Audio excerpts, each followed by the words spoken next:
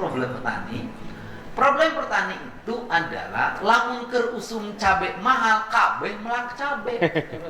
Jadi Usum engkol mahal kabeh melak engkol. Begitu melakna kabeh murah.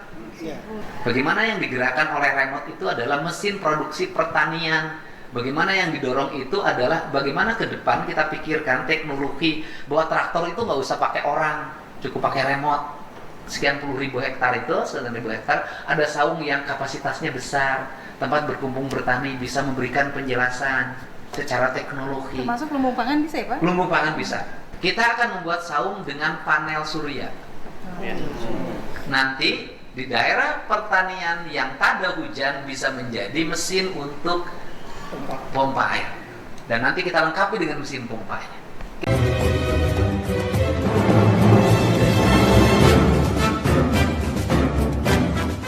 Selamat pagi semuanya, Sampurasun. Nah, selalu menarik ketika kita membahas tentang langkah dan kebijakan yang diambil oleh Gubernur Jawa Barat Kang Deddy Mulyadi, apalagi mengenai tentang kebijakan pertanian. Oke, bersama kita belajar apa langkah yang akan diambil Kang Deddy Mulyadi untuk menyelesaikan pertanian. Kita simak videonya. Kita harus bikin rencana tanam. Apa sih problem petani? Problem petani itu adalah lamun keur usum cabe mahal kabeh melak cabe. Jadi Usum engkol mahal kabeh melak engkol. Begitu melakna kabeh murah. Nah, saya ingin nanti itu pemerintah Provinsi Jawa Barat punya kalender tanam wilayah. Berapa sih kebutuhan rakyat Jabar terhadap cabai? Berapa sih kebutuhan Jabar terhadap tomat? Berapa terhadap engkol? Berapa kebutuhan pasar Jabar dan DKI? Hitung. Jadi kemudian dibikin rencana tanam. Wilayah ini spesifikasinya ini, wilayah ini spesifikasinya ini, wilayah ini spesifikasinya ini, berkoordinasi dengan Gubernur Jateng. Agar apa? Agar kita tidak panen secara bersama-sama dalam produk hortikultura yang sama. Pare panen bisa ditunda, digoah, dileuit, tomat mah buruk. Nah, ini Pak, dari sisi pemahaman, termasuk ini penting Bu, perlindungan benih. Orang lain benih itu disembunyikan. Orang Indonesia mah kalau melak duren enak, tadi tawarkan isuna duren urang halus, binihna wae dijual. Akibatnya apa? Punya dia orang punya, besok tak laku lagi. Terjadi pada apa? Rambutan hancur, mangga Indramayu harganya jatuh karena benihnya ada di mana-mana. Manggis jatuh karena benihnya ada di mana. Sakedeung deui duren cana ieu benihna di mana murah di wae geus mah kabeh boga. Nah, ini yang menjadi fokus kita. Jadi kalau di bidang pertanian, nah terakhir ini penting. Pendidikan di Jawa Barat nanti akan terintegrasi dengan pertanian, peternakan, kehutanan, kelautan, industri. Kurikulum pendidikannya nanti akan kurikulum berbasis itu. Misalnya gini, pelajaran matematika nih teman-teman dari ITB. Nanti matematikanya tidak hanya panjang ke lebar, tidak begitu. Kamu punya halaman rumah berapa luas? Soal cerita. Ya kan gitu loh. 8 kali 5 meter. Coba oleh kamu diukur berapa jarak tanam padi. Padi gogoranca itu satu lubangnya isinya berapa. Dari berapa itu nanti menghasilkan berapa batang. Berapa batang itu melahirkan berapa tangkai. Berapa tangkai melahirkan berapa butir. Maka matematikanya itu saya inginkan dari awal sampai akhir dia bercerita tentang narasi itu. Musim tanam nanti anak-anak di sekolah di Jawa Barat akan saya wajibkan turun menanam mendampingi orang tuanya. Guru-guru nanti akan saya buatkan saung-saung yang dilengkapi dengan wifi dengan baik, yang dimana dia bisa ngajar di tengah sawah, dia bisa berinteraksi, dan jalan-jalan ke sawah akan saya perindah dengan garis sepadan jalan yang baik. Untuk apa? Karena pertanian harus terintegrasi dengan pariwisata. Jadi bukan terbalik, jalan kapal tani mau goreng, Pak. Nah, saya nggak mau. Jalan ke sawah harus berbeton, Pak. Nggak boleh hot mic, Pak. Kalau hot mic nggak akan tahan lama, basah. Nanti harus berbeton, baru dilapin hot mix. Nanti kita ciptakan dan kita rumuskan dengan Komisi 2 dan boleh usulnya disampaikan ke saya. Wilayah mana yang super prioritas? Kalau areal pertanian sawah mana yang akan kita jual sebagai basic pariwisata, peningkatan produksi. Jadi kita ambil percontohan. Nah, penyuluh. Ini penyuluh. Kalau Pak, penggajian penyuluh standar Pak, nanti penyuluh yang rajin sama yang nggak rajin sama Pak. Kita tetapkan aja Pak, nanti diraker dengan Komisi 2 dengan pertanian semua. Kita mau ngambil percontohan di berapa ribu hektar di desa mana. Kita kasih tunjangan penyuluh berdasarkan produksi. Kalau dari 1 hektar menghasilkan 8 ton, misalnya standar awal tunjangan anak 3 juta misalnya. Kalau naik menjadi 1 hektarnya menjadi 10 ton, maka Anda naik tunjangannya jadi 3,5. Naik 11 ton, Anda menjadi 4 juta. Begitu dikasih kelipatan tonase, Pak. Ya. Maka penyuluh untuk mendapatkan honor besar dia akan bekerja. Rajin. Tapi lamun penyuluh anu rajin teu rajin, TPP na sarua geus tepi ka kiamat ge moal Pak. Sarujeng jadi anggota dewan, nu datang unggal poe, nu rajin instruksi, nu rajin kunjungan kerja, jeung nu tara asup sarua we. Gitu-gitu wae. Kan saya pengalaman tuh begitu. Gitu sarua wae da kabeh geus dipotong Bank Jabar. Saya kan pengalaman jadi anggota Dewan Komisi 4 juga sama Pak. Anu rajin sakit tuh, anu teu rajin sakit tuh. Baik Bu, yang pertama penanaman ya, polanya kita rubah. Penanaman kita lakukan dan dianggarkan dari sekarang. Itu nanti nggak bisa lagi dengan pola ditanam dengan diupacarakan, kemudian nanamnya 3 dimakan upacara nabi 500 juta. Nanti pakai heli Bu, pakai pesawat. Jadi ditanamnya di atas itu yang paling benar. Terutama pada daerah-daerah yang sulit dijangkau. Nanti saya bekerjasama itu pertama. Jadi penanamannya lewat udara dengan benih-benih yang sudah kita kualifikasikan. Nanti kita minta ahli yang menangani itu. Yang kedua, khusus untuk laut, kami akan membangun landasan pesawat di setiap bibir pantai yang bersatu dengan jalan umum, seperti di Amerika. Jadi jalan tuh lebarnya berapa, kita kasih lebarnya pesawat berapa, panjangnya 2 kilo itu cukup, dikasih beton yang baik. Nanti di Jawa Barat, dalam setiap hari akan ada pesawat patroli. Melihat sampah, melihat kejahatan di daerah perairan, melihat kejahatan di kehutanan, melihat kejahatan di pertambangan. Nanti, dan itu murah kok. Itu murah. Termasuk juga kami akan menyiapkan ambulan udara. Jadi nanti kalau setiap patroli itu ada masyarakat sakit, dia bisa turun, diangkut, dibawa ke rumah sakit. Ini yang sudah dirumuskan.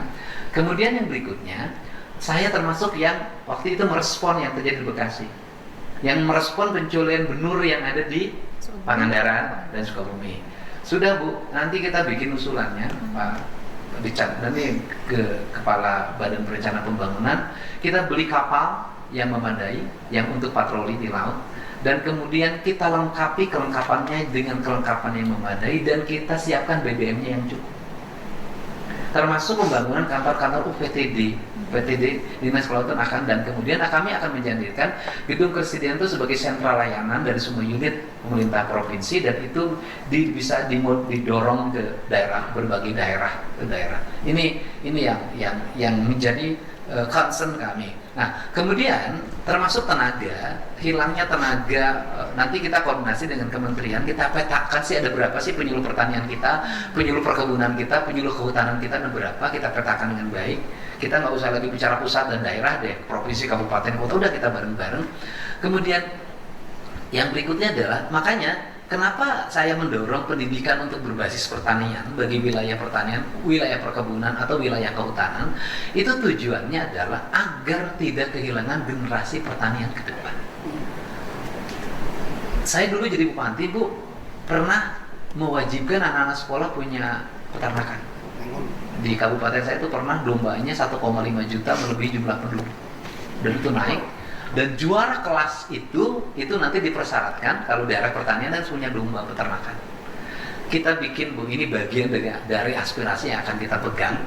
Ibu nanti bersama-sama dengan peternakan, bukan hanya lomba keternakan. Nah, nanti saya di Garut tuh mau bikin stadion ketangkasan terbaik untuk menumbuh kembangkan kesenangan orang terhadap domba Garut. Tetapi di balik itu, kan orang ada porseni, orang ada olahraga, ada seni, kan gitu, mojang jajaka banyak banget. Nanti kita bikin program, nanti juara peternakan di setiap daerah. Anak itu naik kelas, di kelasnya jadi juara di bidang peternakan, walaupun akademiknya tinggi, Pak.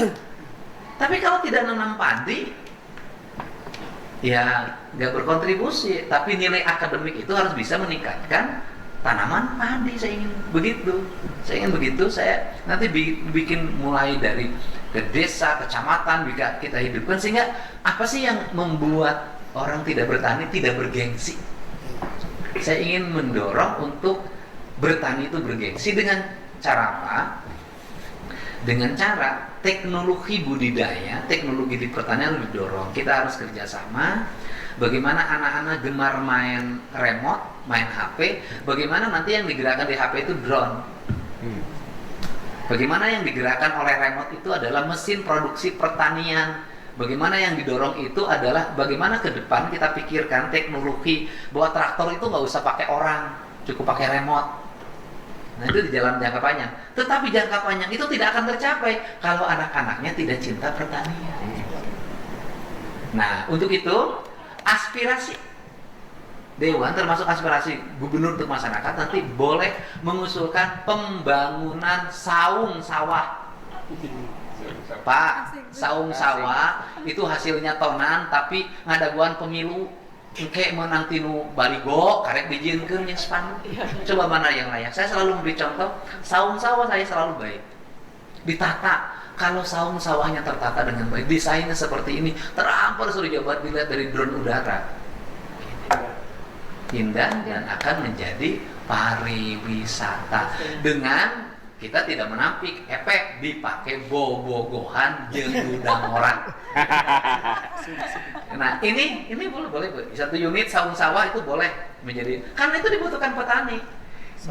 Di sekian hektar sawah harus ada tempat pertemuan yang layak.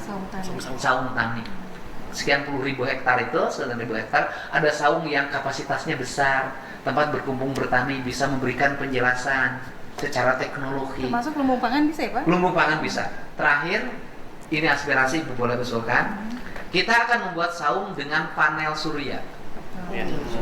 Nanti di daerah pertanian yang tak ada hujan bisa menjadi mesin untuk pompa air. Dan nanti kita lengkapi dengan mesin pompanya. Kita buat titik-titik itu, ini akan menunjang dengan panel surya. Kan selalu sibuk BBM gitu. Kalau yang itu mahal solarna teka beli. Nah, nanti kita lengkapi, kita coba. Ibu nanti pendekatan selain saya, lembaga ristek mana yang akan menjadi mitra dengan panel surya. Kan selalu sibuk BBM. Kalau yang di itu mahal solarna teka beli. Nah, nanti kita lengkapi, kita coba. Ibu nanti pendekatan selain saya, lembaga ristek mana yang akan menjadi mitra. Gitu, ini penting. Kalau punya balai kan sebetulnya Nah, cukup bagus. ya itu balai-balai kita sudah anggarannya tingkatin, anggaran penelitian dengan riset tingkatin, karena tidak mungkin ada keberhasilan tanpa riset. Cina itu sukses karena risetnya hebat. Boleh nggak Pak aspirasi kita juga membantu itu sarana? Boleh, Kan, ya? boleh. Kalau saya ibu sarana mau traktor, kalau dibutuhkan kita beli traktor untuk pertanian, bukan hanya kementerian. Saya di waktu kementerian saya dapat, boleh yang komisi ini nanti kita di pengadaan Alsintan alat pertanian. Karena yang dibutuhkan itu traktor, yang mesin-mesin yang harga 2,5 juta itu sangat berarti. Saya itu tukang tani tahu. Ini, itu tenan paralon, pipanis saja terus itu yang untuk mesin itu nggak ada teh. Selang, itu petani itu 600.000 pengadaan selang tuh bisa. Hatur nuhun udah menyaksikan indahnya alam Indonesia jika dikelola dengan baik. Cuman jadi masalah ketika lahan pertanian dibangun rumah-rumah seperti yang di belakang ini ya. Tuh, itu lahan pertanian tapi sudah banyak rumah-rumah. Jadi menyebabkan produksi pertanian itu berkurang dan sudah tidak estetik lagi meskipun rumahnya megah. Nah, kebijakan Kang Deddy Mulyadi itu sangat betul sekali dengan menstop pembangunan real estate yang menghilangkan banyak lahan-lahan pertanian. Kita kawal terus kebijakan gubernur kita Sampurasun. Bye bye.